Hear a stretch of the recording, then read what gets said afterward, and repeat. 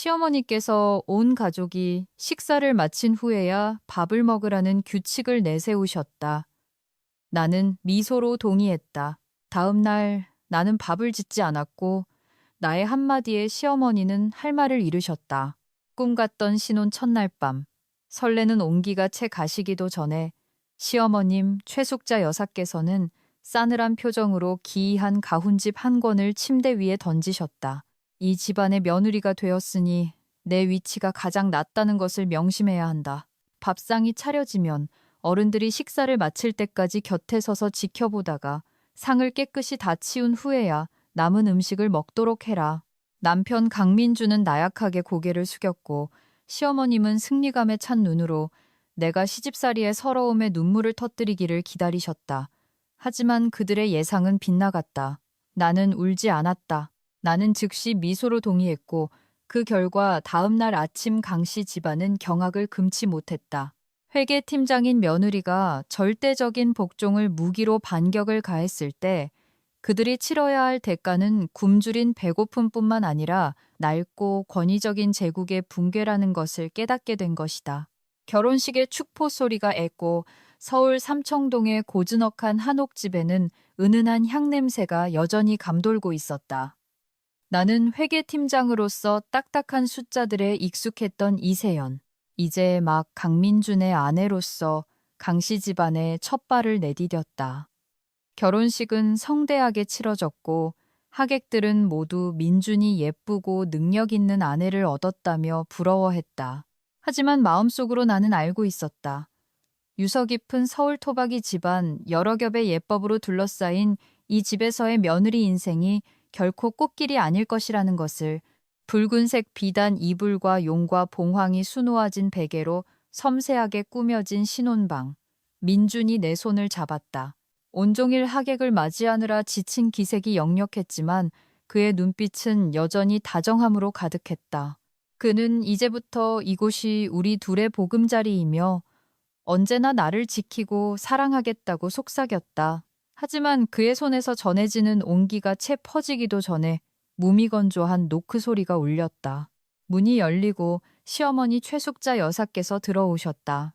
예식 때 입으셨던 고급스러운 검은색 한복을 그대로 입고 계셨고 얼굴에는 화장이 짙었지만 날카로운 눈빛은 엄격함, 아니 억압적인 분위기를 감추지 못했다.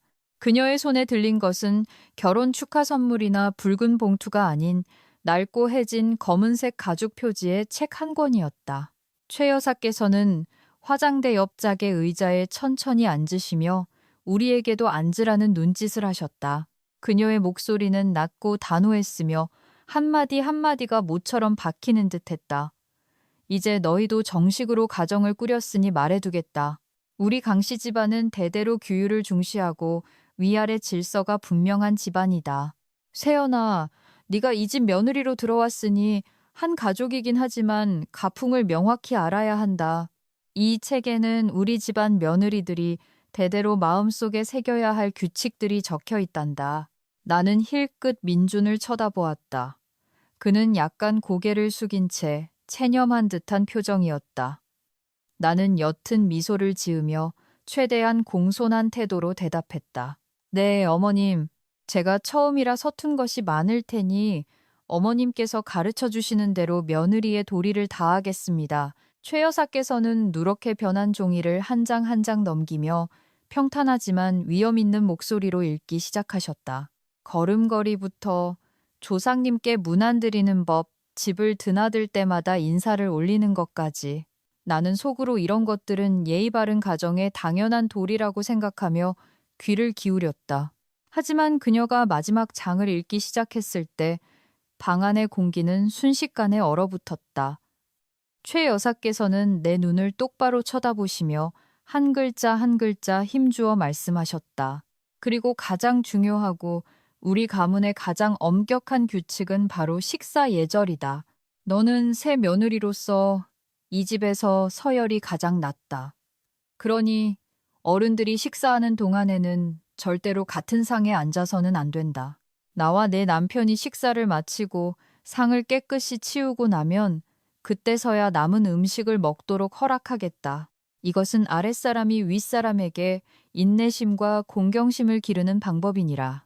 민준이 깜짝 놀라며 더듬거렸다. 어머니, 요즘 세상에 어떻게 그런 규칙이 있어요? 세연이도 하루 종일 힘들게 일하고 오는데 집에 와서 그렇게 기다리게 하는 건 너무하잖아요. 최 여사께서는 아들을 날카롭게 쏘아보셨다. 넌 입 다물어라. 이건 가훈이지. 네가 흥정할 문제가 아니다. 옛날에 내가 네 할머님께 시집 왔을 때 나도 온 가족이 식사를 마친 한밤중까지 굶주리며 기다려야 했다.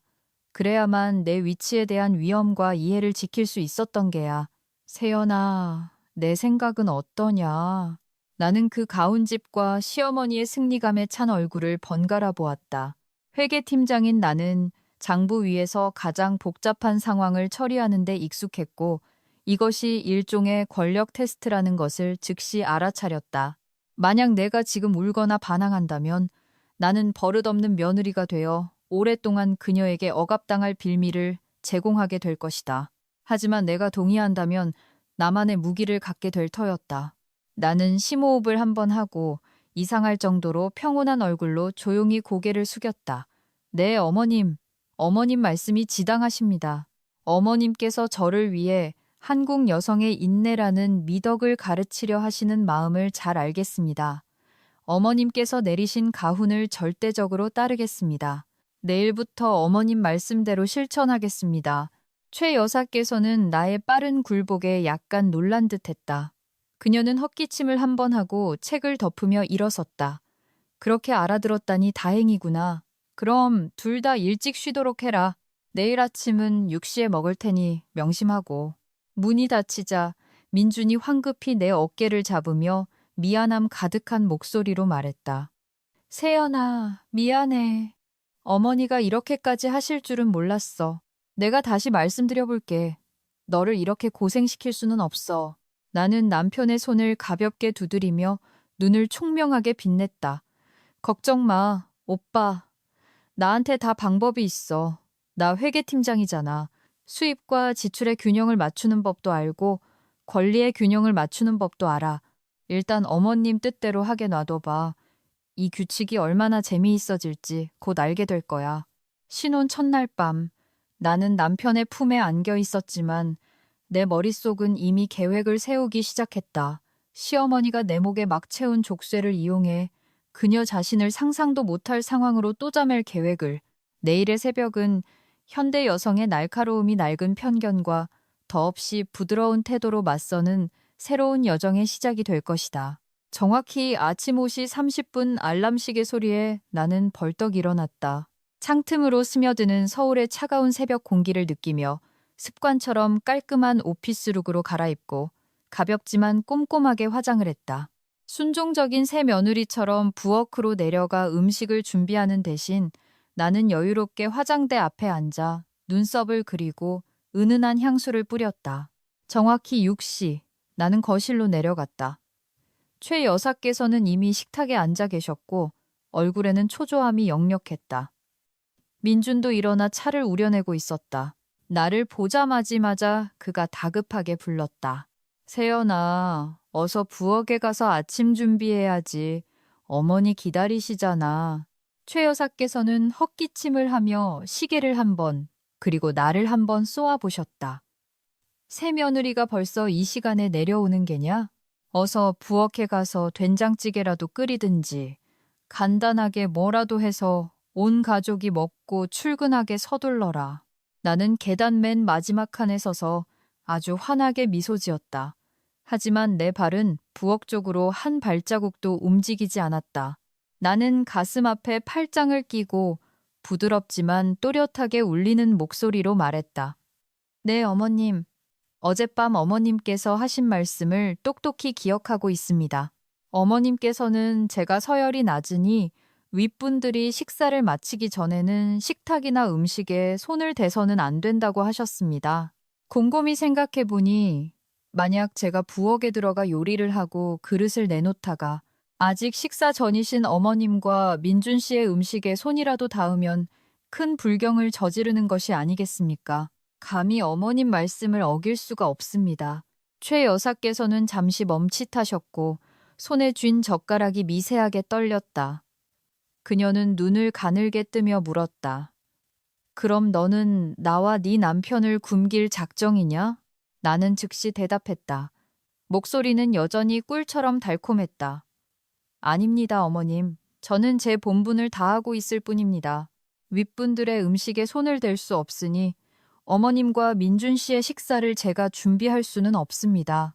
어머님과 민준 씨께서 밖에서 사 드시거나 직접 어떻게든 요리해서 드시기를 기다리겠습니다. 식탁이 깨끗해지고 부엌이 비워지면 그때서야 제 몫의 음식을 준비하도록 하겠습니다.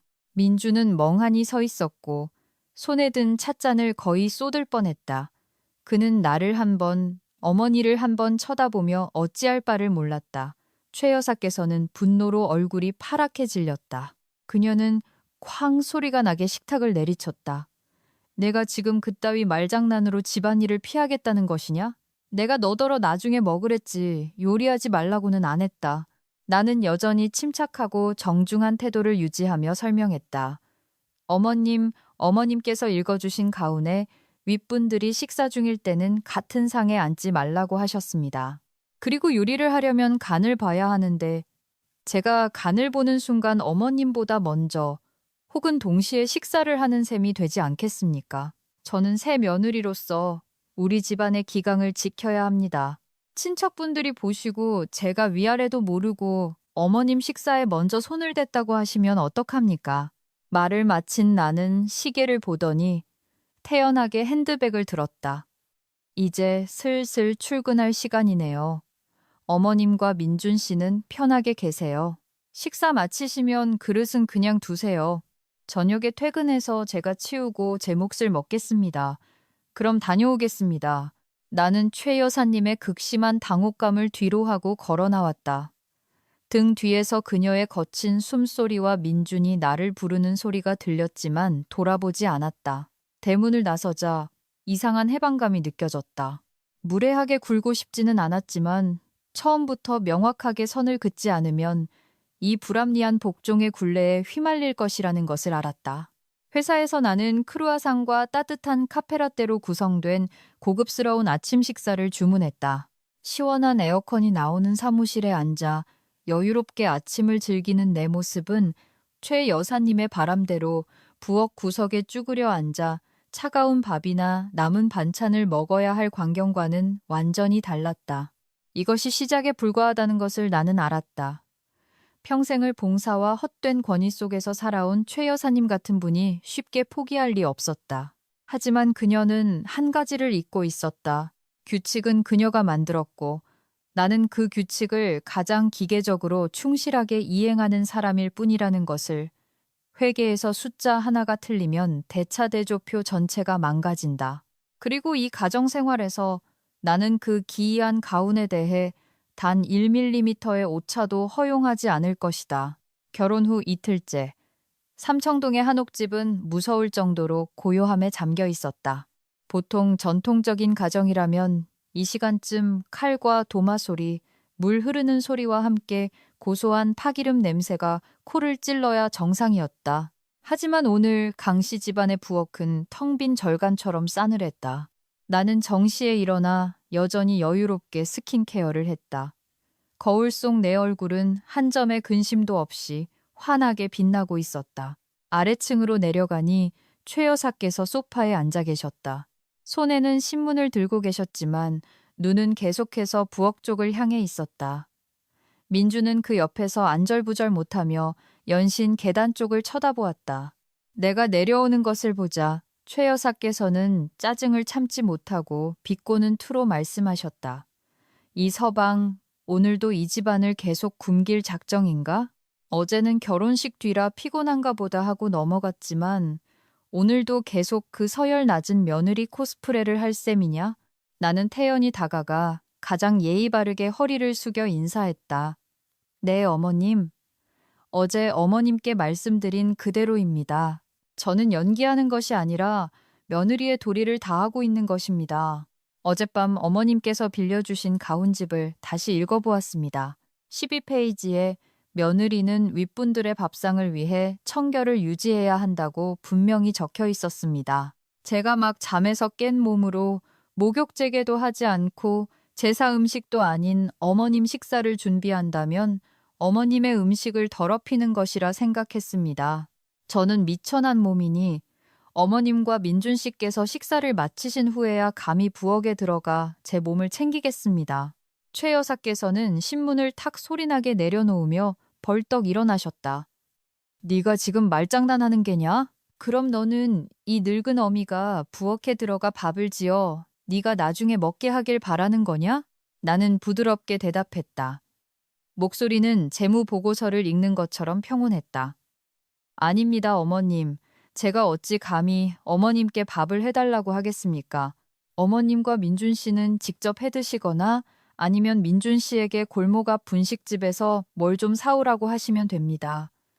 저는 이미 말씀드렸듯이 나중에 먹겠습니다. 나중에 먹을 것이니 아무도 저를 신경 쓰실 필요 없습니다. 저 스스로 해결할 방법이 있습니다. 민준이 일어나 내 손을 잡으며 애원하는 목소리로 말했다.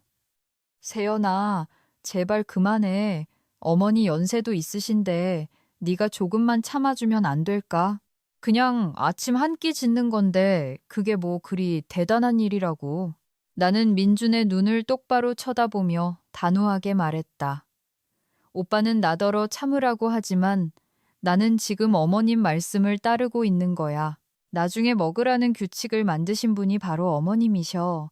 만약 내가 지금 부엌에 들어가 밥을 짓는다면 간을 봐야 할 테고 그건 내가 어머님보다 먼저 먹는 셈이 되잖아. 오빠는 내가 시어머니를 무시하고 어머님이 수저를 들기 전에 먼저 음식을 맛보는 며느리가 되길 바라는 거야? 내 마음도 좀 이해해줘. 나는 지금 오빠네 집안 가훈에 딱 맞는 며느리가 되려고 노력하고 있는 거라고. 최 여사께서는 너무 화가 나서 말을 잇지 못하셨고 얼굴은 새빨개졌다. 그녀는 자신의 무기를 이용해 이렇게 부드러우면서도 치명적으로 반격하는 상대를 만나본 적이 없었다. 그녀는 민준을 향해 돌아섰다. 됐다. 저 애랑 더 말할 것 없다. 얼마나 버티는지 한번 보자. 나가서 국밥이나 사 먹자. 이 집에 저 애 없다고 굶어 죽지는 않을 테니. 최 여사께서는 슬리퍼를 끌며 민준을 데리고 문 밖으로 나가셨다. 나는 거실에 서서 철대문 뒤로 사라지는 그들의 뒷모습을 보며 혼자 미소 지었다. 나는 부엌에 들어가 최 여사님의 그릇이나 접시에는 일절 손대지 않았다. 냉장고를 열어 어젯밤 미리 사둔 견과류 우유를 꺼내 친정에서 가져온 내 전용 컵에 따랐다. 푹신한 소파에 앉아 우유를 음미하며 읽다만 책을 마저 읽었다. 이 고요함이 정말 좋았다. 부엌 연기에 시달릴 필요도 시어머니로부터 반찬 써는 모양이 고르지 않다거나 간이 싱겁다는 잔소리를 들을 필요도 없었다. 나는 최 여사께서 만들어주신 바로 그 세 장 안에서 자유를 만끽하고 있었다. 이 싸움에서는 먼저 평정심을 잃는 쪽이 지는 것임을 나는 알았다.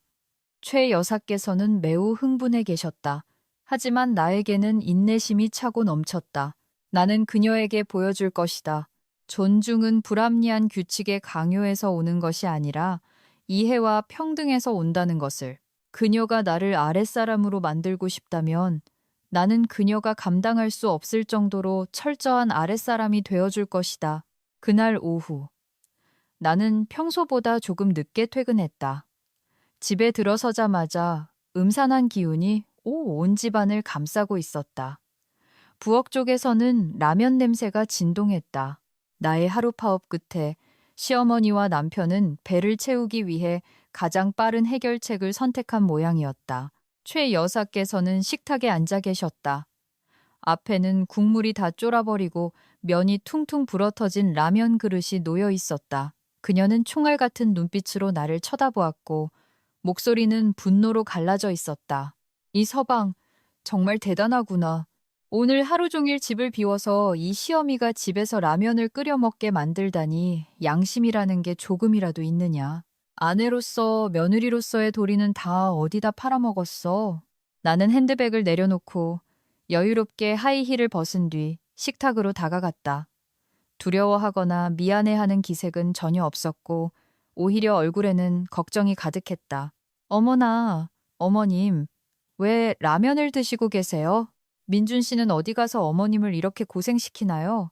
저는 당연히 민준 씨가 어머님 모시고 외식을 하거나 맛있는 거라도 배달시켜 드릴 줄 알았죠. 최 여사께서는 손으로 식탁을 내리치셨다. 민준이 탓하지 마라. 그 애는 늦게 퇴근했고 나는 피곤해서 어딜 나가고 싶지 않았다. 내가 며느리니 밥을 할 책임이 있는 거야. 윗사람 그릇에 손대지 못한다는 그게 다 무슨 소리냐. 그건 네가 게으름 피우고 이 늙은 몸을 괴롭히려는 핑계일 뿐이지, 안 그래? 나는 가볍게 한숨을 쉬며 맞은편 의자에 앉았다. 물론 그녀의 밥상과는 규정대로 거리를 둔 채였다. 나는 그녀의 눈을 똑바로 쳐다보며 진심 어린 목소리로 낮게 말했다. 어머님, 그렇게 말씀하시면 너무 억울합니다. 제가 게으른 게 아니에요. 하루 종일 회사에서도 저 힘들게 일합니다. 하지만 저는 어머님 말씀을 항상 마음속 깊이 새기고 있습니다. 아랫사람은 윗사람이 식사를 마치기 전에는 식탁에 손을 대서는 안 된다고요. 제가 부엌에 들어가 요리를 하고 그릇을 내놓다가 아직 식사 전이신 어머님 음식에 손이라도 닿으면 불경죄를 짓는 것입니다. 어머님께서 식사를 마치시고 상을 깨끗이 치우신 후에야 제가 밥을 먹을 수 있다고 하셨잖아요. 지금 어머님 식사 다 마치셨나요?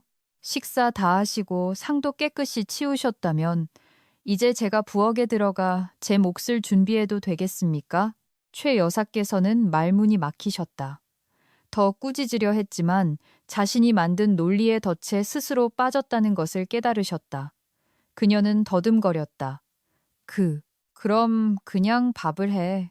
내가 너더러 나를 위해 요리하지 말라고는 안 했잖아. 나는 고개를 저었다. 표정은 단호했다. 안 됩니다, 어머님. 무슨 일이든 순서가 있는 법입니다. 제가 어머님을 위해 요리를 한다면 음식과 접촉하고 간을 보고 준비를 해야 합니다. 그렇게 되면 어머님께서 정해주신 규칙에 따라 아직 자격이 없는 제가 윗사람의 식사에 참여하는 셈이 됩니다. 만약 그렇게 했다가 나중에 어머님께서 저를 예의도 모르고 부엌에서 어머님과 동등한 위치에 서려 한 며느리라고 하시면 제가 얼굴을 어디에 두겠습니까? 저는 차라리 굶고 어머님께 게으르다고 꾸중 듣는 편이 무식하고 강씨 집안 조상님들의 가훈을 존중할 줄 모르는 며느리라는 오명을 쓰는 것보다 낫습니다. 내 말은 최 여사님의 얼굴에 찬물을 끼얹는 것과 같았다. 그녀는 몇 초간 얼어붙었고 입을 벌렸지만 아무 말도 하지 못했다. 며느리의 도리에 대한 그녀의 논리는 이제 그녀 자신이 나에게서 봉사받는 것을 막는 장애물이 되어버렸다. 바로 그때 민준이 들어왔다. 긴장된 분위기를 감지하고 그는 서둘러 중재에 나섰다. 어머니, 그만하세요. 세연아, 너도 그만하고 서로 한마디씩만 참자. 내가 밖에 나가서 도시락이라도 사올게. 다 같이 먹자. 나는 남편을 보며 미소 지었다. 오빠는 오빠랑 어머님 것만 사와. 나는 내 몫은 따로 주문했어. 조금 있으면 배달 올 거야. 어머님과 오빠가 식사를 마친 후에 나는 부엌 구석에서 먹을게. 가훈에 정해진 대로 윗분들의 귀한 밥상을 방해할 수 없지. 말을 마친 나는 일어나 위층으로 올라갔다. 식어버린 라면 그릇과 서서히 스며드는 쓰라린 패배감과 함께 최 여사님을 남겨둔 채 나는 오늘 밤 그녀가 잠 못 이룰 것을 알았다. 그녀는 자신이 평생 자랑스러워했던 권력이 이제 자신의 편안한 삶을 옥죄는 족쇄가 되어가고 있음을 깨닫고 있었다. 그리고 그녀의 순종적인 며느리인 바로 내가 그 열쇠를 쥐고 있으면서도 가훈을 준수하느라 바빠서 결코 열어주지 않을 것이었다. 셋째 날 아침, 집안 상황은 최 여사님에게 조금도 나아지지 않았다. 하룻밤 고민 끝에 그녀는 아마도 자신이 더 강하게 나가면 내가 물러설 것이라고 믿었던 것 같다. 그녀는 아주 일찍 일어나 나를 깨우려는 듯 부엌에서 일부러 큰 소리를 냈다.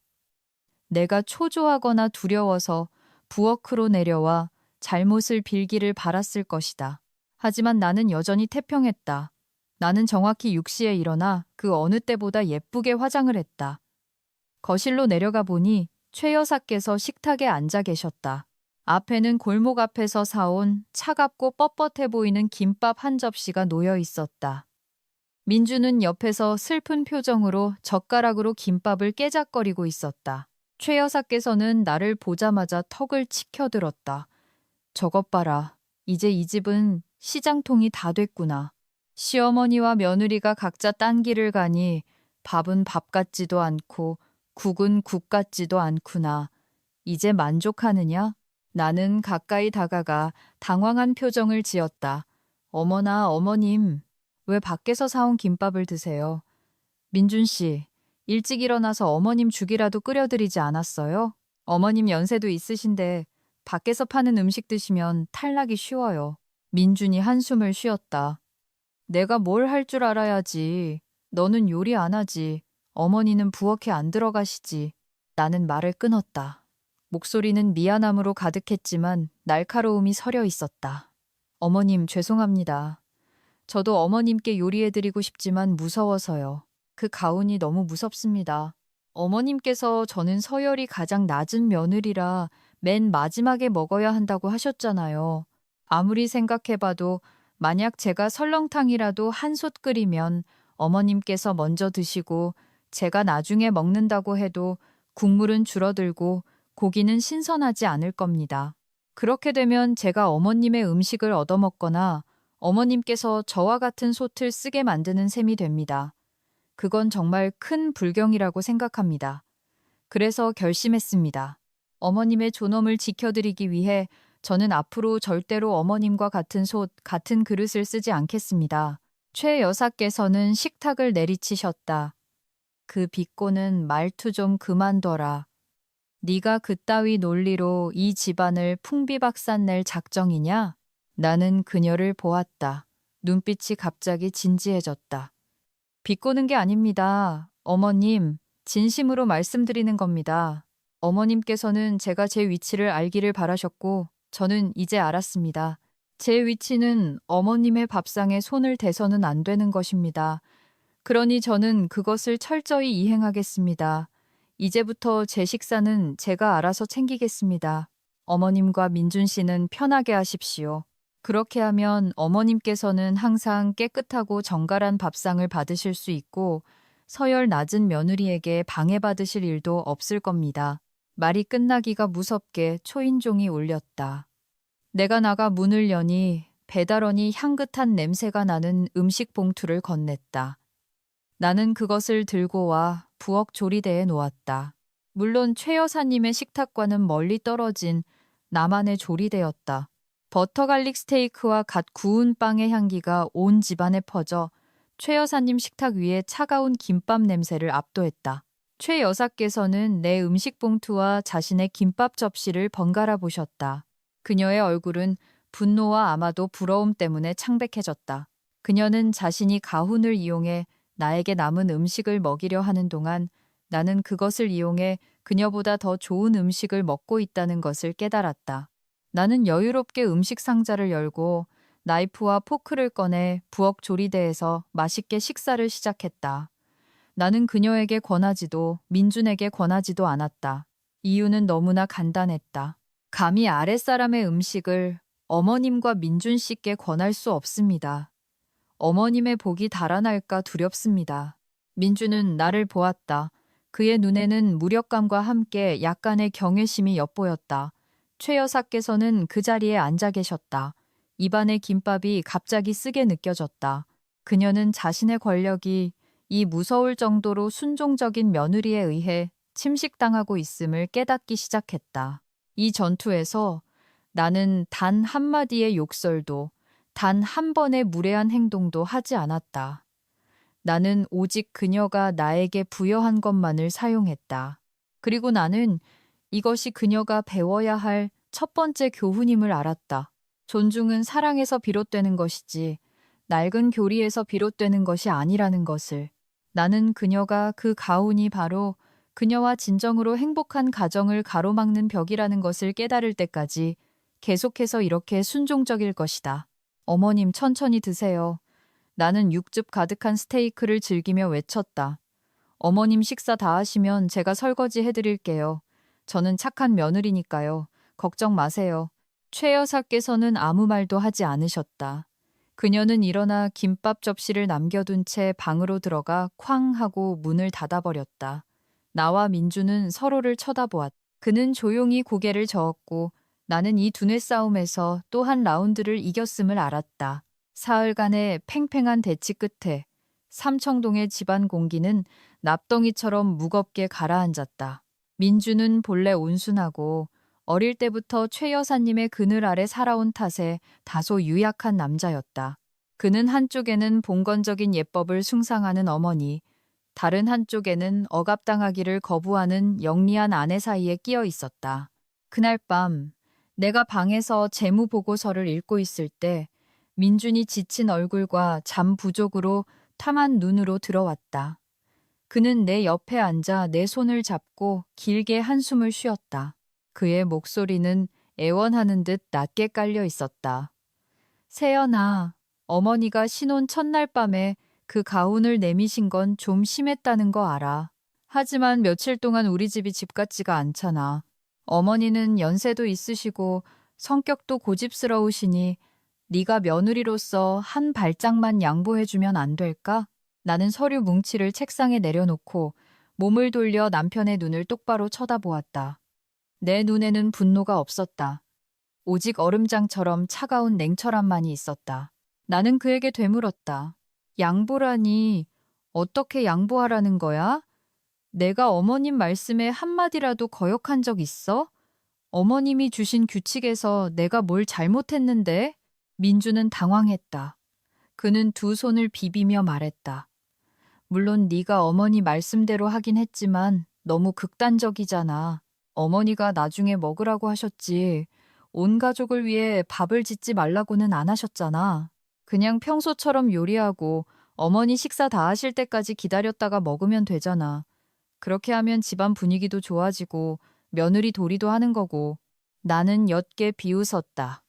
내가 남편으로 선택한 남자에 대한 실망이 담긴 웃음이었다.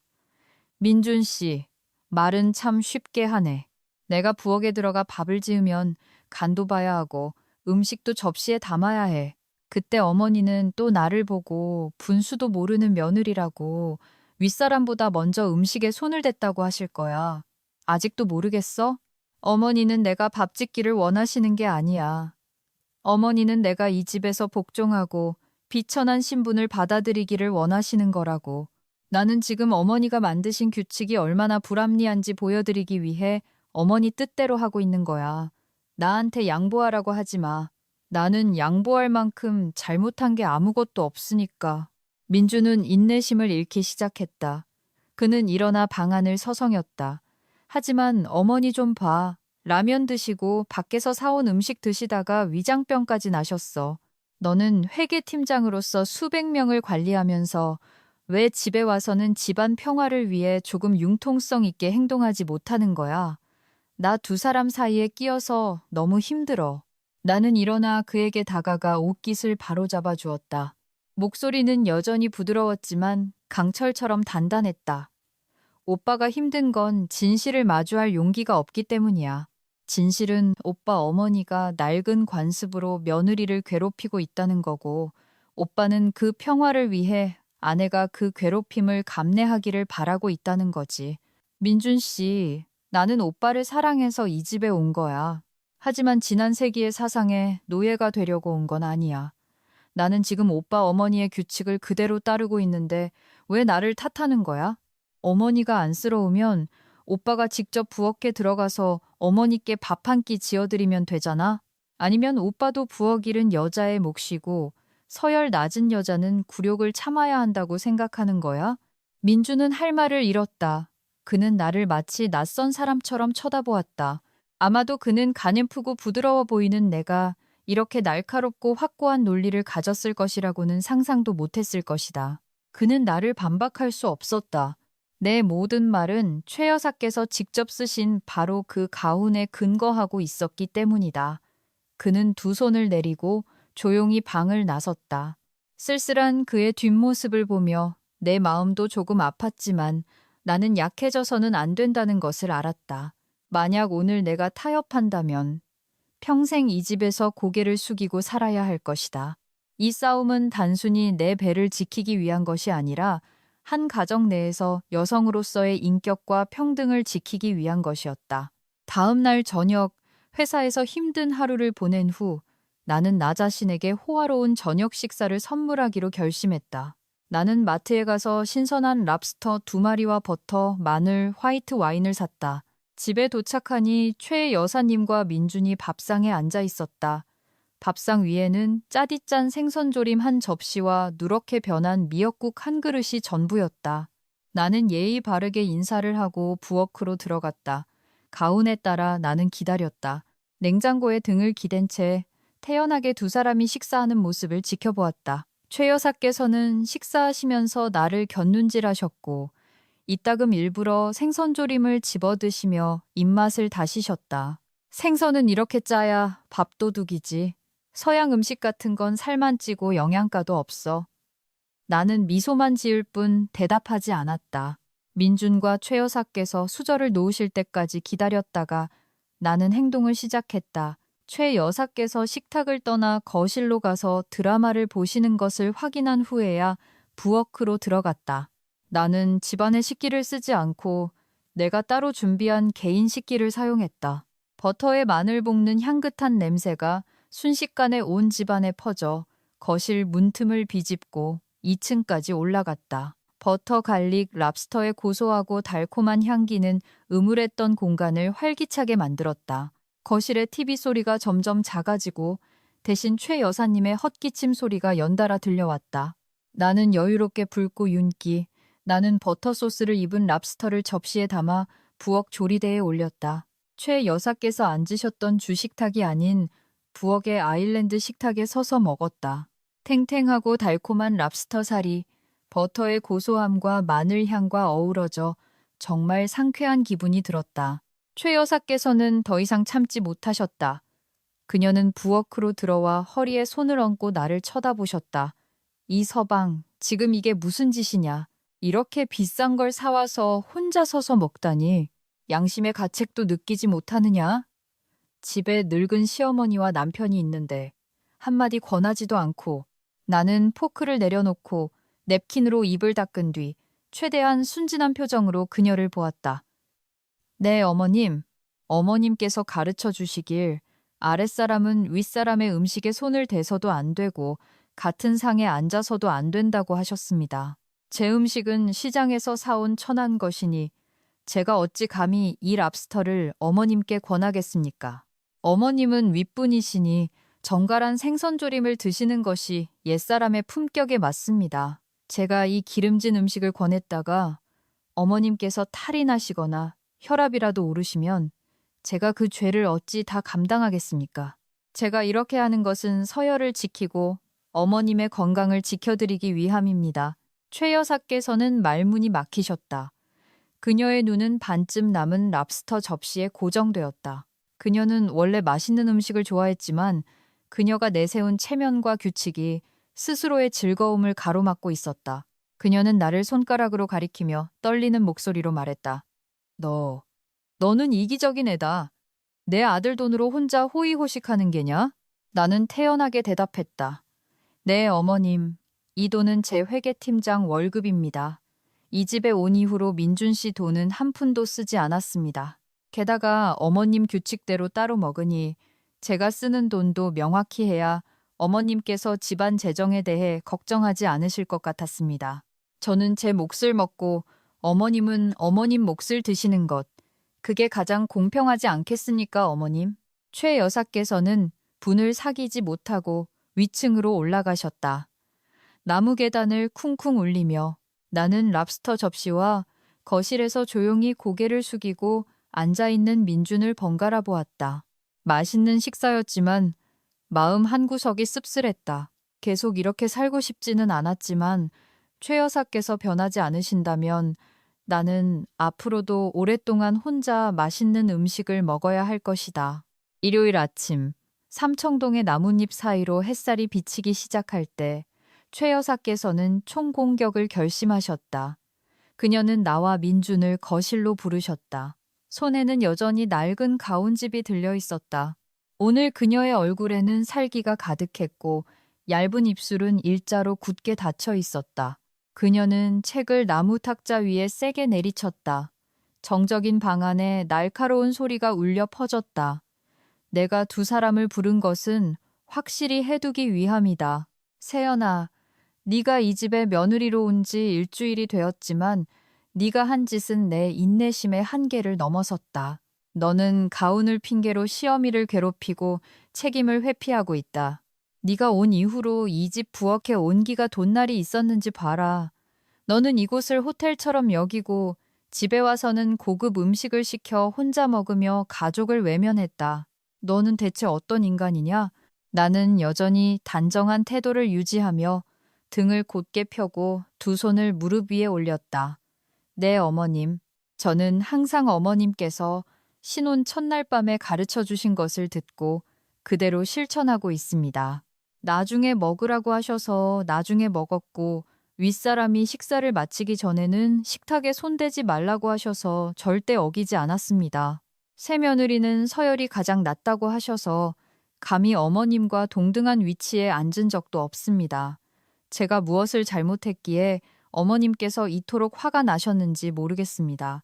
최 여사께서 소리치셨다. 그 뼈 없는 혀로 둘러대지 마라. 내 뜻은 네가 우리를 위해 밥을 지어 우리가 먹고 난 후에 네가 남은 음식을 먹으라는 것이었지. 우리를 굶주리게 내버려 두고 혼자 맛있는 것을 사 먹으라는 게 아니었다. 너는 며느리로서 시어머니와 남편을 먼저 챙긴 후에 내 자신을 챙겨야 하는 것이다. 나는 가볍게 한숨을 쉬었다. 얼굴에는 고뇌가 가득했다. 어머님께서는 제가 서열이 낮으니 윗사람의 음식에 손을 대지 말라고 가르치셨습니다. 제가 밥을 지으면 간을 봐야 하고 그것은 제가 어머님보다 먼저 먹는 셈이 됩니다. 그리고 제가 만든 음식, 제가 어머님의 그릇에 손이라도 댔다가는 불경죄를 짓게 됩니다. 아무리 생각해봐도 제가 규칙을 어기지 않으면서 존엄성을 지킬 수 있는 유일한 방법은 각자 자신의 식사를 챙기는 것뿐이었습니다. 어머님께서 따로 먹으라고 하셨는데 제가 어찌 감히 어머님과 같은 음식을 먹겠습니까? 제가 이렇게 하는 것은 어머님을 너무나 존경하기 때문입니다. 최 여사께서는 너무 화가 나셨다. 그녀는 일어나 내 얼굴을 손가락으로 가리켰다. 너 당장 이 집에서 나가. 우리 강씨 집안에는 너처럼 말장난으로 시어머니를 억압하는 버릇없는 며느리는 필요 없다. 그제야 민준이 놀라서 일어나 말렸다. 어머니, 진정하세요. 세연이도 그냥 어머니 뜻대로 한 거잖아요. 무슨 일이 있으면 서로 이야기로 풀면 되지. 왜 나가라고 하세요? 나는 일어섰다. 두려워하거나 당황하는 기색은 전혀 없었다. 나는 최 여사님을 평온하게 쳐다보았다. 어머님께서 나가라고 하시면 당장 나가겠습니다. 하지만 가기 전에 한 가지만 여쭙고 싶습니다. 어머님께서 가훈을 내세우신 것은 행복한 가정을 만들기 위함이었습니까? 아니면 며느리를 위한 감옥을 만들기 위함이었습니까? 만약 어머님께서 무급으로 일하고 말 잘 듣고 굴욕을 참는 하녀를 원하셨다면 사람을 잘못 고르셨습니다. 하지만 만약 윗사람을 공경하면서도 자존심을 지킬 줄 아는 며느리를 원하신다면 그 가훈을 다시 한번 살펴보셔야 할 겁니다. 그럼 방에 가서 짐을 싸겠습니다. 나는 등을 돌려 걸었다. 마음이 가벼웠다. 나는 내가 아무 잘못도 하지 않았다는 것을 알았다. 민준의 나약함과 최 여사님의 독단이 이 집을 숨막히게 만들었다.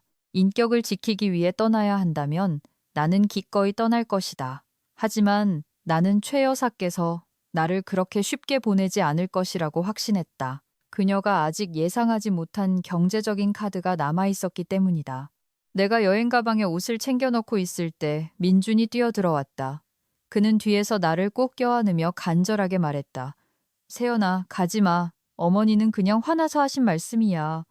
제발 여기 있어줘. 내가 어머니랑 다시 이야기해 볼게. 나는 그의 손을 떼어내고 몸을 돌렸다. 민준 씨, 문제는 가느냐 마느냐가 아니라 평등이야. 보다시피 어머니는 나를 길들여야 할 미개한 생물처럼 여기셔. 나는 이렇게는 못 살아. 하지만 좋아. 오빠를 봐서 한 번 더 있겠어. 하지만 이제부터는 모든 것이 달라질 거야. 나는 아래층으로 내려갔다. 최 여사께서 거실에서 멍하니 앉아 계셨다. 나는 여행 가방 대신 작은 종이 한 장을 들고 있었다. 나는 그녀의 맞은편에 앉았다. 회계팀장의 전문적인 목소리가 울려 퍼지기 시작했다. 어머님, 깊이 생각해 본 결과 이렇게 각자 다른 생각으로 함께 사는 것은 매우 비효율적이고 피곤한 일이라는 결론을 내렸습니다. 제가 따로 먹고 어머님을 모시기 위해 공동 부엌에 손댈 수 없게 되었으니 이달부터는 제가 가정에 재정적으로 기여하는 방식을 변경하고자 합니다. 최 여사께서 의심스러운 눈초리로 올려다보셨다. 내가 뭘 어쩌겠다는 게냐? 나는 차분하게 설명했다. 이전에 민준 씨가 말하기를 우리 둘이 매달 어머님께 생활비로 150만 원을 드리기로 했다고 들었습니다. 하지만 제가 집에서 밥을 먹지 않고 어머님과 공동 식료품을 사용하지 않으니 그 금액을 내는 것은 불합리하다고 생각합니다. 제가 꼼꼼하게 계산해 보았습니다. 이제부터 저는 제가 사용하는 전기세, 수도세, 인터넷 요금에 해당하는 금액만 정확히 내겠습니다. 계량기 수치에 따라 매달 20만 원을 내도록 하겠습니다. 나머지 돈은 제가 밖에서 제 식사를 해결하는 데 사용하겠습니다. 민준 씨는 민준 씨 몫을 내고 어머님은 어머님 몫을 책임지시는 겁니다. 이것이 어머님께서 정하신 따로 먹는 정신에 가장 부합하는 공평한 방식입니다. 최 여사께서는 그 말을 듣고 얼굴색이 변하셨다. 그녀는 연금이 많지 않았고 그동안 집안의 모든 지출은 민준의 월급과 이제 나의 기여금에 의존하고 있었다. 매달 큰 금액이 줄어든다는 사실에 그녀는 속이 쓰렸다. 그녀는 더듬거렸다. 너 그렇게 쪼잔하게 계산하겠다는 거냐? 전기세, 수도세가 고작 그만큼이라고? 그럼 내가 이 집을 관리하는 수고비는 어떡하고? 나는 미소 지었다. 어머님께서는 어머님과 민준 씨를 관리하시는 거지 저는 어머님께 폐를 끼친 적이 없습니다. 음식은 제가 사오고 설거지는 제 전용 식기로 제가 하고 방 청소도 제가 합니다. 제가 사용하는 것에 비해 20만 원은 이미 넉넉하다고 생각합니다. 어머님께서 제 위치를 알라고 가르쳐 주셨으니 저도 제 지갑을 지켜서 저와 민준 씨의 미래를 대비해야 하지 않겠습니까? 최 여사께서는 아들이 뭔가 말해주기를 기대하며 민준을 쳐다보셨지만 민준은 고개를 숙일 뿐이었다. 그는 만약 그가 나에게 돈을 더 내라고 강요하면 내가 즉시 집을 나갈 것이라는 것을 알았다. 최 여사님의 분노는 이제 재정적인 걱정에 압도당했다. 그녀는 자신의 권력이 점점 비어가는 지갑을 채워줄 수 없다는 것을 깨달았다. 그녀는 내가 탁자 위에 놓은 20만 원을 마지못해 집어들고는 아무 말도 하지 않았다. 나는 그녀의 가장 큰 약점, 즉 탐욕과 계산적인 마음에 강력한 일격을 가했음을 알았다.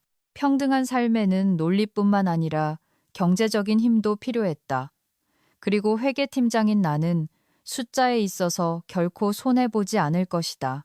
사흘 연속으로 라면과 배달 음식으로 며느리와의 기싸움을 벌인 탓에 원래 위장병이 있던 최 여사님의 건강은 악화되기 시작했다.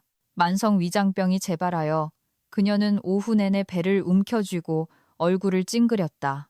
민주는 아침부터 밤늦게까지 일하느라 그녀를 돌볼 사람은 나밖에 없었다. 수요일 오후 나는 일찍 퇴근했다. 집에 들어서자 최 여사께서 부엌에서 힘겹게 움직이고 계셨다. 그녀는 미나리를 다듬으려고 애쓰고 있었지만 손발이 떨리고 얼굴은 창백했다. 나를 보자 그녀는 더 이상 이전처럼 거만한 태도를 보이지 않고 슬쩍 쳐다본 뒤 다시 미나리로 고개를 숙였다. 나는 여유롭게 부엌으로 들어가 물 한 잔을 따른 뒤 문가에 기대서 그녀를 바라보았다. 나는 조심스럽게 걱정하는 목소리로 말을 건넸다. 어머님, 왜 부엌에 내려와 계세요? 위장병 때문에 아프신데 좀 쉬셔야죠. 최 여사께서 거친 숨을 내쉬며 힘없이 말씀하셨다. 요리 안 하면 뭘 먹어? 민준이는 오늘 늦게 온다는데 그 애를 굶길 수는 없지. 너는 이제 내가 귀찮게 하지 않으마. 나는 가까이 다가가 그녀가 다듬다만 미나리 바구니를 보았다. 어머님, 그렇게 다듬으시면 안 돼요. 이 미나리는 억새서 줄기를 더 많이 잘라내야 해요. 안 그러면 드실 때 질기고 배가 더 아프실 거예요. 제가 가르쳐 드릴게요. 말을 마친 나는 그녀 옆에 서서 미나리를 손가락으로 가리켰지만 절대로 손을 대서 도와주지는 않았다.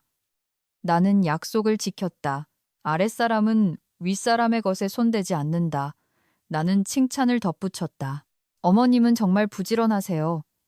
그 연세에 아직도 아들을 위해 손수 밥상을 차리시니 민준 씨는 정말 복받은 아들이에요. 어머님 하시는 걸 보니 정말 존경스러워요. 제가 부엌에 들어갔다가는 서툴러서 어머님 밥상을 망칠까봐 죄송스러워서요. 최 여사께서 나를 올려다보셨다. 그녀의 눈에는 피로와 함께 거만한 껍질 뒤에 숨겨진 애원 같은 것이 비쳤다. 그녀는 떨리는 목소리로 말했다. 세연아, 혹시 오늘 저녁 좀 도와줄 수 있겠니? 내가 너무 피곤해서 서 있기도 힘들구나. 나는 미소 지었다. 부드럽지만 확고한 미소였다.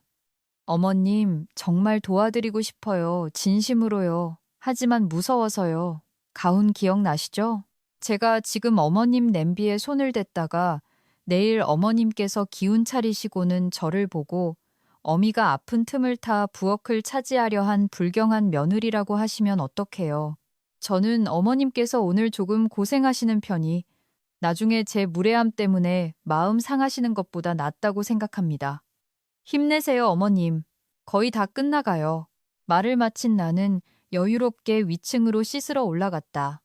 싸늘한 부엌에 홀로 남겨진 최 여사님을 뒤로 한 채 내가 잔인하다는 것을 알았지만 이 잔인함은 최 여사께서 도움의 가치를 깨닫게 하기 위해 필요했다. 그녀는 며느리가 부엌에 들어가는 것을 당연한 의무이자 봉사할 기회를 주는 시혜라고 여겼다. 이제 그녀는 평등을 빼앗을 때 도움받을 권리도 스스로 박탈하게 된다는 것을 깨달아야 했다. 그날 밤 민준이 퇴근해 보니 어머니는 소파에 쓰러져 계시고 부엌은 엉망이었다. 그는 황급히 내 방으로 달려와 질책하는 목소리로 말했다. 세연아, 어머니 아픈 거 보면서 어떻게 손 하나 까딱 안 할 수가 있어? 너 정말 너무하다. 나는 남편을 평온하게 쳐다보며 대답했다. 나는 오후 내내 어머님 곁에서 격려해드리고 요리법도 알려드렸어. 돕는다는 게 어떻게 돕는 건데? 어머님 음식에 손댔다가 불경하다고 혼나라고? 나는 지금 오빠네 집안 예법을 지키고 있는 거야. 오빠가 어머니가 안쓰러우면 내일부터는 일찍 퇴근해서 어머니께 밥을 해드려. 오빠 어머니가 직접 내게 음식에 손대지 말라고 금지했는데 왜 모든 걸 내 탓으로 돌리는 거야. 민주는 입을 다물었다. 그는 이 집안의 모든 규칙이 그것을 만든 사람들을 다시 괴롭히고 있다는 것을 깨달았다. 그리고 나는 여전히 세상에서 가장 순종적인 며느리였다. 나는 가훈을 한 글자도 틀리지 않고 이행하고 있었으니까.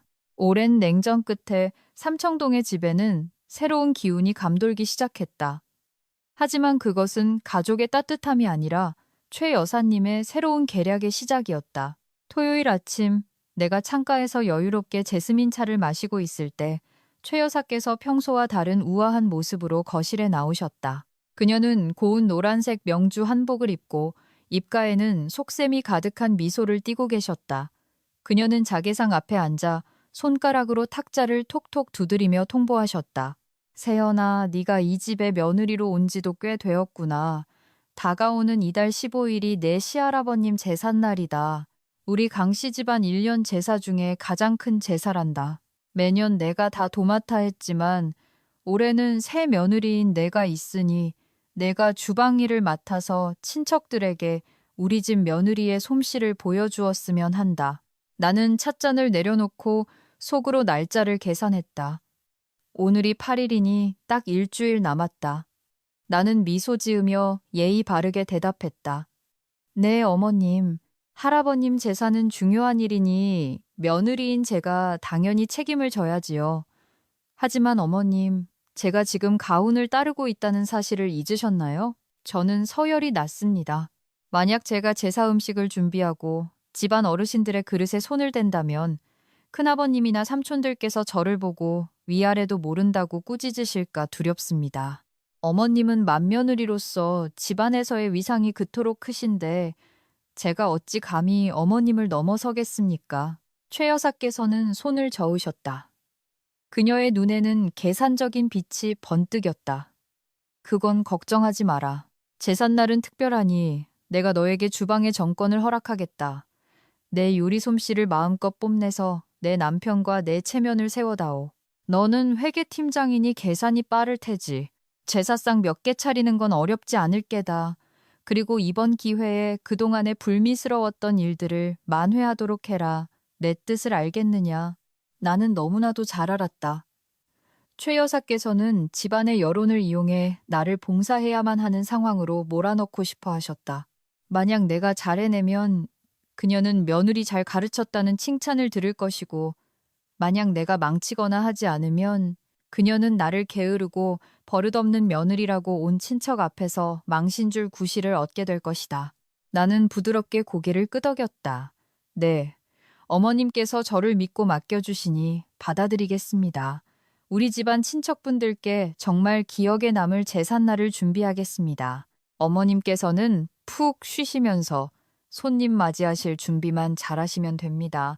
옆에 서 있던 민주는 내가 동의하는 것을 보고 기뻐하는 기색이 역력했다. 그는 이것이 화해의 신호이자 그동안의 분열된 식사의 끝이라고 생각했다. 그는 서둘러 말을 보탰다. 다행이다, 세연아. 네가 동의해주니 정말 마음이 놓인다. 뭐 필요한 거 있으면 말해. 내가 도와줄게.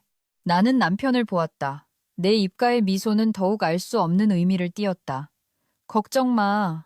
어머님이 바라시는 대로 예법을 지킬 줄 아는 며느리의 위치에 맞게 내가 뭘 해야 할지 잘 아니까. 그 후 일주일 내내 나는 평소처럼 출근했다. 아침 일찍 나가 저녁 늦게 돌아왔다. 최 여사께서는 내가 장을 보거나 제수용품을 주문하는 등의 움직임을 보이지 않자 초조해지기 시작하셨다. 매일 저녁 내가 돌아오면 그녀는 계단에 서서 아래를 향해 물으셨다. 세연아, 제사 준비는 어디까지 됐느냐?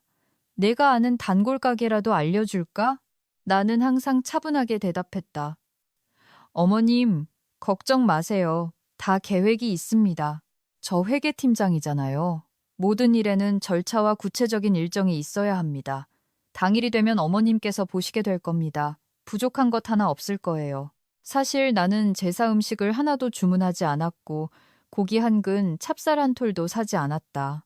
내가 제사 전날인 14일 저녁에 집에 가져온 것은 노랗게 빛나는 커다란 국화 꽃다발과 용과 봉황이 새겨진 큰 초 한 쌍뿐이었다. 나는 그것들을 제사상에 정중하게 올려두었다.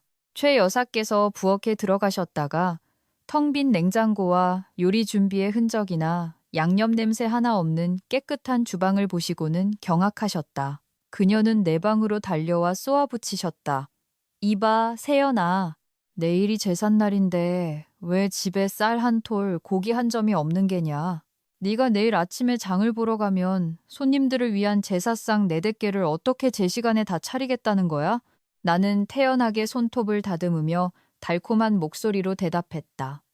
어머님, 제가 말씀드렸잖아요. 아주 특별한 제삿날을 준비하겠다고요. 어머님께서 가르쳐 주신 것 잊으셨어요? 며느리는 서열이 낮아 윗사람의 밥상에 손을 대서는 안 된다고요. 만약 제가 오늘 저녁부터 요리를 하면 음식 냄새가 온 집에 퍼지고 제가 여기저기 간을 봐야 할 텐데 그러면 제사가 시작되기도 전에 제가 불경을 저지르는 셈이 됩니다. 저는 내일 아침 어머님을 위해 특별한 서프라이즈를 준비했습니다. 어머님께서는 일찍 주무셔서 내일 예쁜 모습으로 큰아버님, 고모님들 맞이하셔야죠. 최 여사께서는 반신반의했지만 나의 자신감 넘치는 태도를 보고 아마 내가 유명한 식당에 제사 음식을 주문해 두었을 것이라고 스스로를 안심시켰다.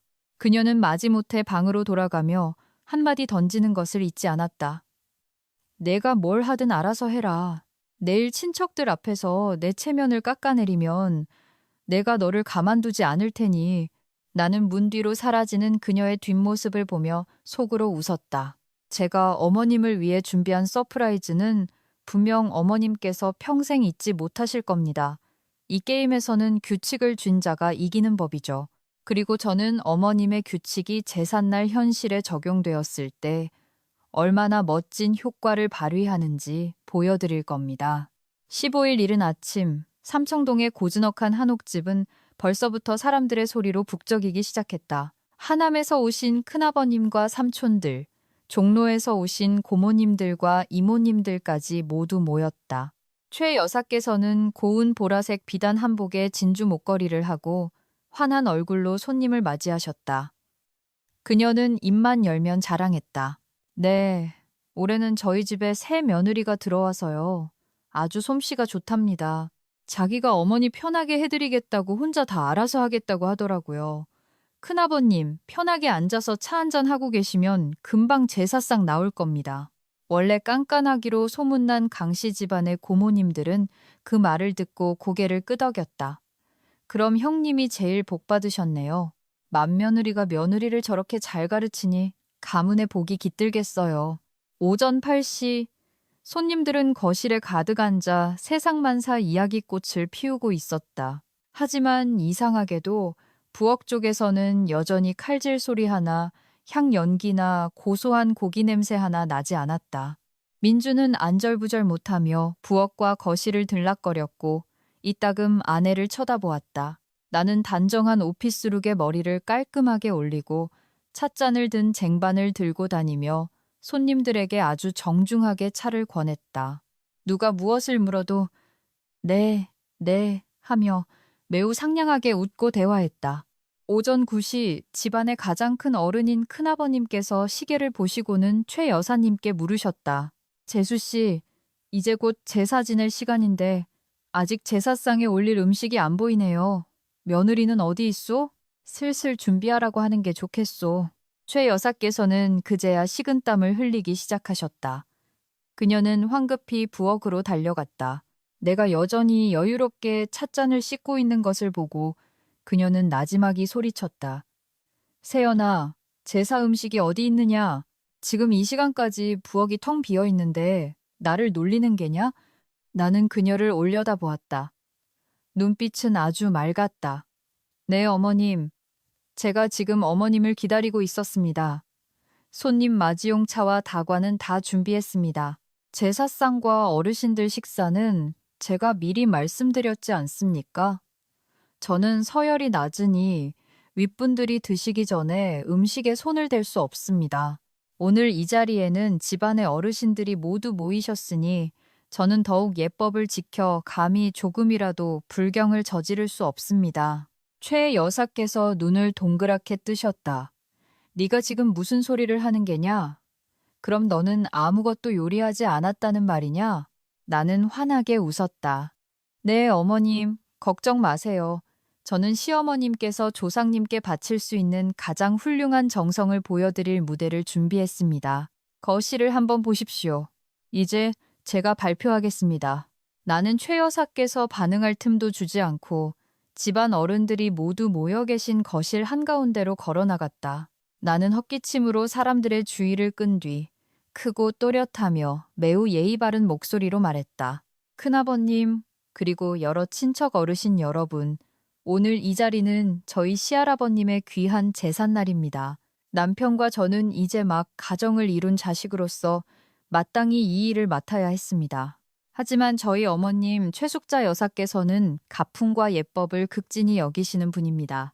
어머님께서는 새며느리는 서열이 낮아 가문의 청결과 존엄을 지키기 위해 윗사람의 밥상이나 음식에 손을 대서는 안 된다고 가르치셨습니다. 사람들이 웅성거리기 시작했다. 큰아버님께서는 눈살을 찌푸리며 최 여사님을 쳐다보셨다. 나는 계속해서 말했다.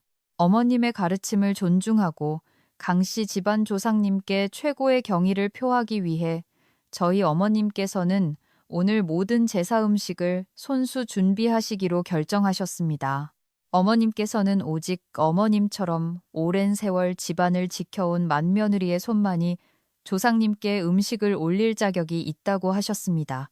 저는 서열이 낮아 어머님께서는 제가 손님들께 차를 올리고 모두가 식사를 마친 후에야 시중 드는 것만을 허락하셨습니다. 저희 어머님께서는 이미 부엌에서 준비를 마치셨습니다. 잠시만 기다리시면 강씨 집안의 불을 지켜온 분의 솜씨를 맛보실 수 있을 겁니다. 최 여사께서는 부엌 문가에 서 계셨다. 얼굴에는 핏기가 하나도 없었다. 그녀는 물러설 수 없는 상황에 내몰렸다. 만약 부정한다면 자신이 그토록 자랑하던 가훈으로 자신의 뺨을 때리는 꼴이 될 것이고, 만약 나에게 요리를 시킨다면 나는 모든 사람 앞에서 아랫사람은 윗사람의 음식에 손댈 수 없다는 논리로 거절할 터였다. 큰아버님께서 낮고 힘있는 목소리로 말씀하셨다. 재수 씨, 며느리를 너무 엄하게 가르치셨구려. 하지만 시댁을 위하는 재수 씨의 마음은 참으로 귀하오. 이왕 이렇게 된 것 제사 시간에 늦지 않게 서둘러 부엌으로 가시오. 우리가 너무 오래 기다리는 것은 예의가 아니니. 고모님들은 시간 있으면 재수 씨 좀 도와주시오. 새 며느리가 음식에 손댔다가 재수 씨네 가훈을 어겨서 곤란해지는 일은 없어야지. 최 여사께서는 그 자리에 얼어붙었다. 평소 최 여사님의 자랑과 깐깐함을 못마땅하게 여기던 고모님들은 자업자득이라며 이때다 싶어 몰려들었다. 맞아요, 형님. 형님 요리 솜씨는 이 동네에서 제일이잖아요. 어서 부엌으로 가세요. 저희는 채소나 다듬어 드릴게요. 간 맞추고 상 차리는 건 형님이 조카 며느리 가르친 대로 청결하게 다 하세요. 최 여사께서는 분하고 원통해서 말을 잇지 못하셨다. 그녀는 나를 산채로 잡아먹을 듯한 눈빛으로 쳐다보았지만 수많은 어른들 앞에서 그녀는 이를 악물고 부엌으로 들어갈 수밖에 없었다. 고요했던 부엌은 이제 전쟁터가 되었다. 거의 70세에 가까운 내가 온 이후로 힘든 일에 손대본 적 없던 최 여사께서 이제 혼자서 제사상 4개를 감당해야 했다. 그녀는 허둥지둥 민준에게 닭고기, 새우, 채소를 사오라고 시켰다. 민준은 땀으로 범벅이 된 채 정신없이 뛰어다녔다. 나는 여전히 태연하게 거실에 서서 어른들과 즐겁게 대화했다. 이따금 부엌으로 가서 문가에 서서 지켜보다가 안을 향해 외쳤다. 어머님, 소금 너무 많이 넣지 마세요. 큰아버님 혈압 높으시잖아요. 어머님, 닭은 예쁘게 자르셔야 해요. 안 그러면 제사상에 올렸을 때 모양이 안 예뻐서 친척들이 우리 집 며느리 솜씨 없다고 웃겠어요. 최 여사께서는 요리를 하면서 속으로 피눈물을 흘리셨다. 늙고 떨리는 손으로 닭을 자르니 조각은 들쭉날쭉했고 부엌 연기와 기름 냄새가 그녀의 고운 비단 한복에 고스란히 배었다. 그녀는 나를 불러 도와달라고 하고 싶었지만 입을 열 때마다 고모님들이 자신을 샅샅이 훑어보며 나중에 먹는 가훈 이야기를 꺼낼 준비를 하고 있는 것이 보였다. 제사 음식은 결국 완성되었지만 예정보다 2시간이나 늦었다. 제사상이 차려졌을 때 엉망인전 들쭉날쭉하게 잘린 닭고기, 식어버린 국을 보고 친척들은 모두 고개를 저었다. 큰아버님께서는 최 여사께서 들을 수 있을 만큼 나지막이 말씀하셨다. 재수 씨도 이제 늙었구려. 예전 같지 않으니 왜 저렇게 혼자 다 짊어지려 하고 이상한 규칙을 만들어서 고생을 사서 하시오? 조카 며느리에게 시켰으면 더 빠르고 보기 좋았을 것을. 재수 씨가 자신을 괴롭히고 온 집안을 괴롭히는구려. 최 여사께서는 고개를 푹 숙이고 아무도 쳐다보지 못하셨다. 제사가 끝나고 친척들은 식탁에 앉았다. 가훈에 따라 나는 집안 구석에 비켜서서 같은 상에 앉지 않았다. 사람들이 나에게 와서 같이 먹자고 권했지만 나는 나지막이 말했다. 아닙니다. 감히 그럴 수 없습니다. 저희 어머님께서 새 며느리는 서열이 낮아 윗분들이 식사를 마치시고 상을 깨끗이 치운 후에야 밥을 먹을 수 있다고 가르치셨습니다.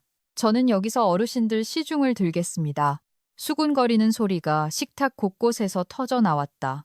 사람들은 최 여사께서 못되게 굴고 며느리를 괴롭히기 위해 봉건적인 악습을 만들어냈다가 결국 자업자득으로 당했다는 이야기를 하기 시작했다.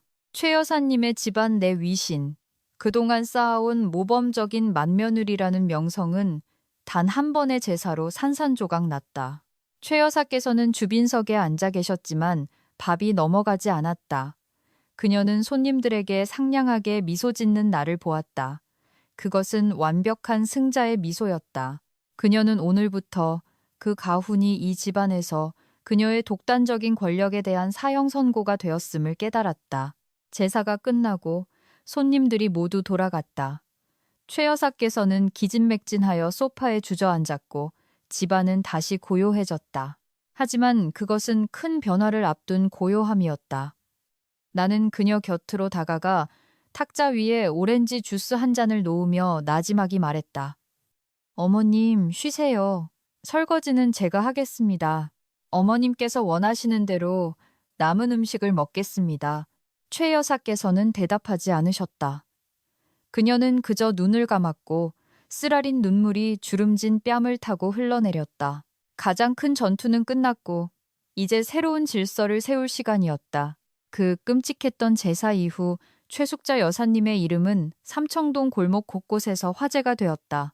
예법을 중시하지만 남의 이야기하기를 좋아하는 부인들은 강씨 집안의 나중에 먹는 가훈 이야기를 빠르게 퍼뜨렸다. 골목 앞 칼국수집에서부터 단골 슈퍼마켓까지 어딜 가나 최 여사께서는 자신을 향한 조롱 섞인 시선을 느낄 수 있었다. 최 여사께서는 명예를 극단적으로 중시하는 분이었다. 그녀는 평생을 우아하고 가풍을 지킬 줄 아는 서울 토박이 여성의 이미지를 쌓는 데 바쳤다. 하지만 단 한 번의 제사로 그 이미지는 완전히 무너졌다. 사람들은 70세의 나이에 손수 제사 음식을 차린 그녀의 부지런함을 칭찬하지 않았다. 사람들은 그녀가 낡고 옹졸한 성격으로 며느리를 옥죄려다가 자신이 만든 규칙에 스스로 발목 잡힌 것을 비웃었다. 월요일 오후 최 여사께서 위장약을 사러 막 대문을 나섰을 때 옆집 아주머니를 마주쳤다. 그 아주머니는 며느리를 금지옥엽처럼 아껴서 두 사람은 평소 사이가 좋지 않았다. 아주머니는 마당을 쓸면서 빈정대는 목소리로 외쳤다. 어머, 최 선생님, 오늘은 직접 장 보러 나오셨어요? 조카 며느리는 어디 가고 선생님을 이렇게 고생시킨대요? 아니면 선생님 댁 가운데로 선생님 식사 다 하실 때까지 방에서 못 나오고 기다리고 있나? 최 여사님의 얼굴이 새빨개졌다. 그녀는 손에 쥔 지갑을 꽉 쥐며 애써 침착한 목소리로 말했다. 아이는 출근했습니다. 회사에서 중요한 일을 하는 아이예요. 이런 자질구레한 일은 내가 할 수 있으니 신경 쓰실 것 없어요. 옆집 아주머니는 피식 웃으며 빗자루로 바닥을 소란스럽게 쓸었다. 저는 걱정 안 해요. 그냥 선생님이 안쓰러워서 그러죠. 이 동네 사람들 모두 선생님이 며느리 잘 얻었다고 하던데요. 똑똑한 회계팀장을 얻었다고요. 선생님 말씀을 그렇게 철저하게 잘 듣는다면서요. 나중에 먹으라니 정말 기다리고 서열이 낮아 밥상에 손대지 말라니 제사상 4개를 혼자 차리시도록 내버려 뒀다면서요. 정말 선생님 댁 복이 넘치네요. 시어머니가 부엌에서 울상이 되도록 며느리를 그렇게 잘 가르치셨으니 최 여사께서는 아무 말도 하지 못하고 그 신랄한 비아냥으로부터 도망치듯 빠르게 걸었다. 하지만 약국에 도착하자 이번에는 주부 몇 명이 모여 수다 떠는 소리가 들렸다. 한 사람의 목소리가 크게 울렸다. 요즘 세상에 며느리한테 찬밥 먹으라는 시어머니가 어디 있어. 강신의 말이야. 뼈대 있는 집안인 줄 알았더니 낡아빠진 봉건주의자였어. 그 집 며느리도 보통은 아니더라. 자기가 당한 대로 갚아줘서 최 여사한테 평생 잊지 못할 교훈을 줬대. 수군거림은 바늘처럼 최 여사님의 자존심을 찔렀다. 그녀는 자신이 평생 자랑스러워했던 권력이 이제 세상의 웃음거리가 되었음을 깨달았다. 집에 돌아온 그녀는 문을 쾅 닫고 텅 빈 거실 한가운데 멍하니 앉아 있었다. 그녀는 시할아버님의 영정사진을 올려다보며 쓰라린 감정에 휩싸였다. 가풍을 지키려 했을 뿐인데 왜 결과는 이토록 비참한 것일까? 그동안 나는 회사에서 태연하게 업무를 보았다. 여론이 내 편이라는 것을 알았지만 그것으로 우쭐대지는 않았다. 내 목적은 시어머니를 망신주는 것이 아니라 나와 민준의 삶을 옥죄는 불합리한 족쇄를 부수는 것이었다. 헛된 위신이 무너졌을 때 비로소 최 여사께서 현실을 직시하고 변화를 받아들일 수 있을 것이라고 생각했다. 이웃의 침묵은 무서울 수 있지만 내가 바라는 것은 실패 속에서 오는 그녀의 자각이었다. 수요일 저녁 집안 공기는 그 어느 때보다 무거웠다. 여전히 나중에 먹는 규칙에 따라 내가 밖에서 기다리는 동안 최 여사께서 초라한 밥상을 직접 치우신 후였다. 그녀는 조용히 손으로 식탁을 두드리며 쉰 목소리로 말했다. 민준아, 세연아, 둘 다 거실로 와라. 할 말이 있다. 민준은 지치고 불안한 눈으로 나를 쳐다보았다. 그는 일주일간의 스트레스로 눈에 띄게 수척해져 있었다. 우리는 최 여사님 맞은편 자개상 앞에 앉았다. 오늘따라 최 여사께서는 몇 년은 더 늙어 보였고 눈에는 평소의 날카로움 대신 깊은 피로감이 서려 있었다. 최 여사께서는 한참 동안 침묵하시다가 나를 보며 쓰라림이 섞인 목소리로 말씀하셨다. 세연아, 네가 이겼다. 너는 내 가훈을 이용해서 나를 잔인한 시어머니로 만들고 온 친척과 이 동네의 웃음거리로 만들었다. 갓 시집온 며느리가 그렇게 머리가 좋고 배짱이 두둑할 줄은 몰랐구나. 나는 여전히 평온한 태도를 유지하며 가볍게 팔짱을 꼈다. 어머님, 저는 어머님과 이기고 지는 싸움을 하고 싶지 않았습니다. 처음부터 말씀드렸듯이 저는 어머님의 규칙을 가장 성실하게 이행했을 뿐입니다. 만약 그 규칙의 결과가 사람들의 비웃음이라면 그것은 제 잘못이 아니라 규칙 자체의 잘못입니다. 그 규칙은 현대사회에 맞지 않고 사람 사이에 애정도 담겨 있지 않습니다. 그제야 민준이 목이 맨 목소리로 말했다. 어머니, 제발요. 우리 집 이제 그만 이렇게 살면 안 될까요? 저는 하루 종일 일하고 집에 오면 따뜻한 분위기를 보고 싶은데 이제는 대문을 들어서는 것조차 두려워요. 어머니는 제 아내를 굴욕스럽게 만드셨지만 결국 고통받는 건 어머니와 저예요. 저는 어머니도 사랑하고 세연이도 사랑해요. 하지만 계속 이런 식이면 저 더는 버틸 수가 없어요. 최 여사께서 한숨을 쉬셨다. 그녀는 아들을 보았다가 다시 나를 보았다. 제사 이후의 고독과 피로가 그녀를 흔들기 시작했다. 나는 기회가 왔다고 판단하고 가방에서 미리 준비해 깔끔하게 인쇄한 종이 한 장을 꺼냈다. 나는 그것을 탁자 위에 놓고 시어머니 쪽으로 밀었다. 이게 뭐냐? 최 여사께서 눈을 가늘게 뜨고 물으셨다. 나는 차분하게 대답했다. 어머님, 이것은 문명적인 공동생활 합의서입니다. 제가 집안 모든 구성원의 권리와 의무에 기초하여 작성했습니다. 우리가 증오 없이 한 지붕 아래에서 계속 살고 싶다면 새로운 규칙이 필요합니다. 무조건적인 복종이 아닌 평등과 상호 존중을 기반으로 한 규칙 말입니다. 최 여사께서 종이를 집어드셨다. 그녀의 손이 약간 떨렸다.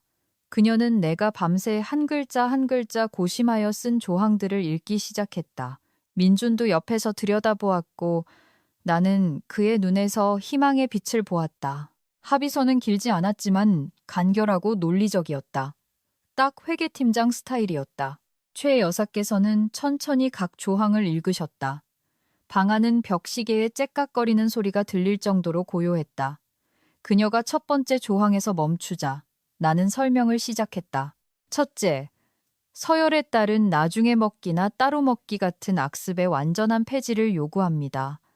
이 가정에서 모든 구성원은 평등합니다. 식사는 가족이 모이는 자리이며 일찍 오는 사람이 먼저 요리하고 늦게 오는 사람이 나중에 돕습니다. 우리는 같은 상에 앉아 같은 음식을 먹을 것입니다.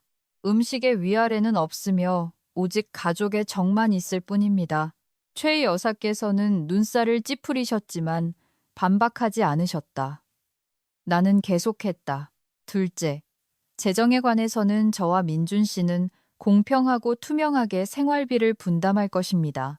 이 금액에는 식비, 공과금, 그리고 힘든 청소를 위한 시간제 가사도우미 비용이 포함됩니다. 어머님께서는 힘든 일을 하지 않으셔도 되지만 그 돈으로 저희의 삶을 통제하셔서는 안 됩니다. 셋째, 나는 집안일에 대해 강조했다. 요리와 청소는 공평하게 분담될 것입니다. 평일에는 제가 늦게 퇴근하니 식사 후 설거지와 정리를 책임지겠습니다. 민준 씨는 아침에 어머님 뜻에 따라 장을 보거나 음식을 사오는 것을 책임집니다. 주말에는 제가 어머님께서 좋아하시는 음식을 요리하겠습니다. 어머님께서는 명령이 아닌 어머님의 경험으로 저에게 조언해 주시는 역할을 하시게 될 겁니다. 마지막 조항은 최 여사님을 가장 오랫동안 멈추게 했다. 사생활 존중. 어머님께서는 허락 없이 저희 신혼방에 들어오실 수 없습니다. 반대로 저희도 어머님의 개인 공간을 존중할 것입니다. 생활 방식에 대한 모든 조언은 직접적이고 진솔하게 이루어져야 하며 가훈을 이용해 강요해서는 안 됩니다.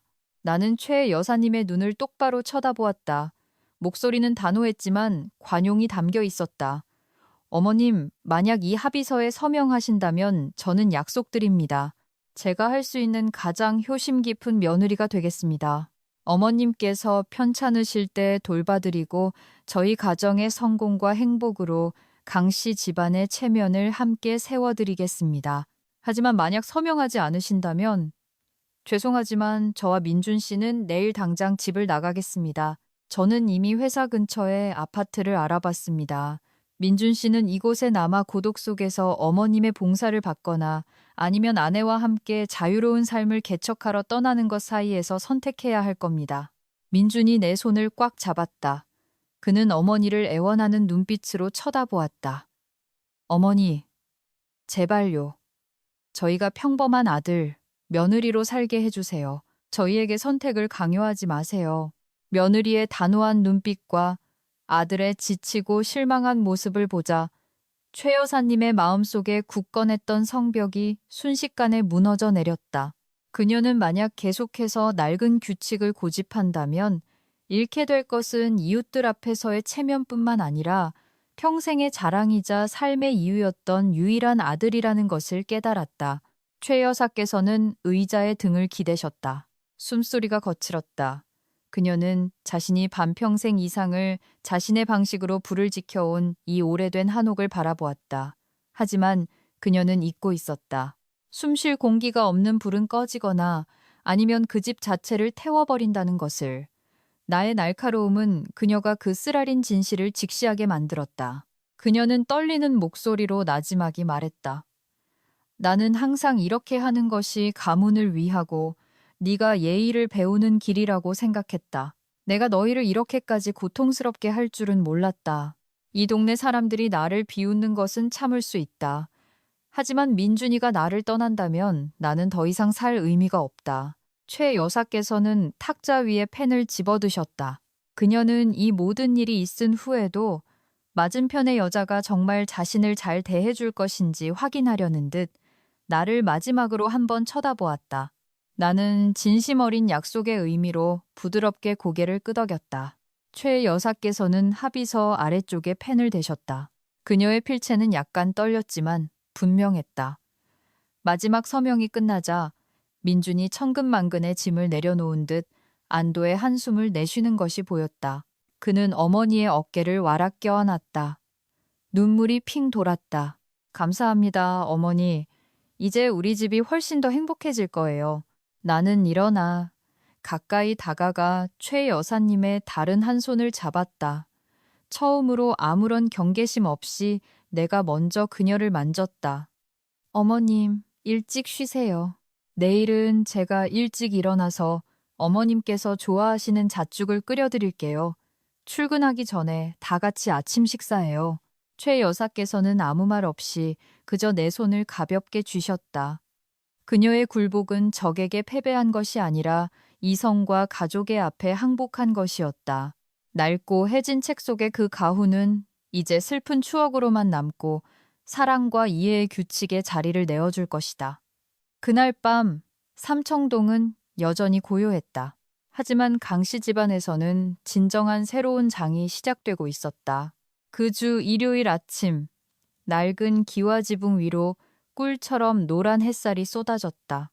강씨 집안의 부엌은 몇 년 만에 처음으로 웃음소리와 신선한 음식의 향긋한 냄새로 가득 찼다. 더 이상 배달 음식 상자나 급하게 끓인 라면이 아니었다. 나는 일찍 일어나 시장에 가서 가장 좋은 잣과 셉쌀을 사왔다. 최 여사께서는 수수한 옷차림에 머리를 단정하게 빗어 올리고 부엌으로 내려오셨다. 그녀는 더 이상 총알 같은 얼굴로 소파에 앉아 기다리지 않으셨다. 그녀는 싱크대 근처로 다가와 내가 고명을 준비하느라 분주한 것을 보고 조용히 말씀하셨다. 고명은 내가 준비하마. 죽은 계속 저어주지 않으면 밑이 눌어붙는단다. 나는 미소 지으며 고명 재료를 그녀에게 건넸다. 네, 어머님. 좀 도와주세요. 어머님 속 따뜻하시게 생강도 조금 넣을까요? 요즘 위가 안 좋으시잖아요. 최 여사께서는 고개를 끄덕이셨다. 주름진 손이 재빠르게 움직였다. 신문을 사온 민준이 그 광경을 보고 부엌 문가에 멍하니 서 있었다. 이내 그는 활짝 웃었다. 와, 오늘 우리 집에 이렇게 솜씨 좋은 주부님이 두 분이나 계시니 저는 세 그릇은 먹어야겠네요. 정확히 오전 8시 아침 식사가 주 식탁에 차려졌다. 처음으로 세 개의 의자가 나란히 놓였다. 나는 최 여사님을 상석에 모셨다. 그리고 나는 민준 옆에 앉았다. 서 있는 사람도 기다리는 사람도 남은 음식을 먹는 사람도 없었다. 최 여사께서 죽 한 숟가락을 떠서 가볍게 분 뒤 맛을 보셨다.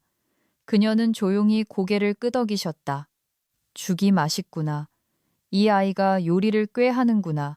후추가 조금 부족한 게 흠이지만 나는 웃었다. 네, 내일은 참고하겠습니다. 어머님, 많이 드시고 기운 차리세요. 식사는 따뜻하고 편안한 분위기 속에서 진행되었다. 우리는 민준의 회사 이야기, 집 뒤 작은 정원을 가꾸는 계획, 그리고 다음 주말에 큰아버님을 모셔서 집안 분위기가 좋아졌다고 말씀드릴 계획에 대해 이야기했다. 최 여사께서는 이따금 내 그릇에, 그리고 민준의 그릇에 부드러운 반찬을 놓아주셨다. 그녀의 얼굴은 한결 부드러워졌고 주름살도 덜 깊어 보였다. 식사가 끝나고 내가 일어나 그릇을 치우려 하자 최 여사께서 막으셨다. 그냥 둬라, 내가 치우마. 너희 둘은 오랜만에 나가서 데이트라도 하고 오너라. 결혼하고 둘만의 시간이 없었지. 이런 가벼운 일은 내가 할 수 있다. 나는 민준을 보았고 그는 장난스럽게 윙크했다. 우리는 손을 잡고 거리로 나섰다. 나뭇가지와 잎사귀 사이로 스며드는 봄의 숨결을 느꼈다. 앞으로의 삶에 여전히 갈등과 의견 차이가 있을 것이라는 것을 알았다. 완벽한 사람은 없으니까. 하지만 이제 우리에게는 기댈 수 있는 굳건한 기반, 즉 평등과 사랑이 있었다. 나의 싸움은 징벌이 아닌 화해로 끝났다. 나는 이성으로 나 자신을 지켰지만 결국 마음으로 가족을 지켰다. 삼청동의 그 집은 더 이상 낡은 관습의 세장이 아니라 모든 구성원이 문명과 인간의 빛 아래에서 자신의 합당한 자리를 찾는 진정한 보금자리가 되었다. 나는 이 시작에 만족감을 느꼈다. 아마도 이것이 내 인생에서 수행한 가장 성공적인 회계 보고서일 것이다. 개인의 자아와 가족의 행복 사이의 대차대조표.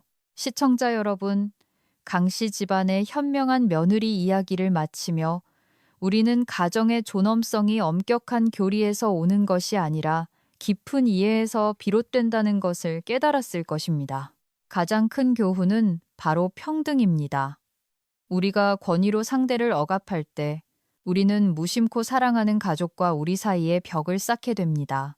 동시에 현대 여성의 지혜는 날선 대립이 아니라 이성과 끈기로 자신의 인격을 문명적으로 지켜내는 방식에 있습니다. 모든 가정의 밥상이, 모든 구성원이 함께 앉아 진심으로 나눌 때 비로소 맛있어진다는 것을 기억하시기 바랍니다. 가족은 서열을 나누는 곳이 아니라 사랑하고 보듬는 곳이라는 사실을 잊지 마십시오. 끝까지 시청해 주셔서 감사합니다. 내용이 유익하셨다면 채널 구독과 좋아요, 공유로 응원해 주시고 댓글을 남겨주시면 새로운 영상을 만드는 데 큰 힘이 됩니다.